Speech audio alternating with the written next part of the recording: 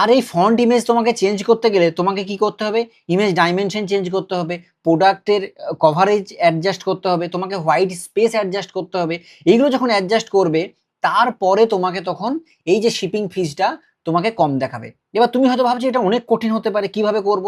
তাহলে তোমাকে কোনো হেডেক নিতে হবে না, তুমি জাস্ট কমেন্টে লিখবে প্রম্পট, আমি তোমাকে চ্যাট জিপিটির কপি পেস্ট ভার্সন দিয়ে দেবো, তুমি চ্যাট জিপিটির অলরেডি 10টার উপরে ফটো ক্রিয়েট করে দেবে এবং তুমি সেখানে কি করবে, জাস্ট তোমার ফন্ট ফটোকে চেঞ্জ করবে এবং চেঞ্জ করে এমন একটা ফটো দেবে, তুমি দেখবে অপটিমাইজ করে করে চেঞ্জ করে করে দেখবে যে কোনটাতে তোমার ফিজ কম দেখাচ্ছে। জাস্ট ফিজ যেটাতেই কম দেখাবে সেটাতে যখনই যাবে সেই ফটোটাকে ফন্টে সেট করে দাও।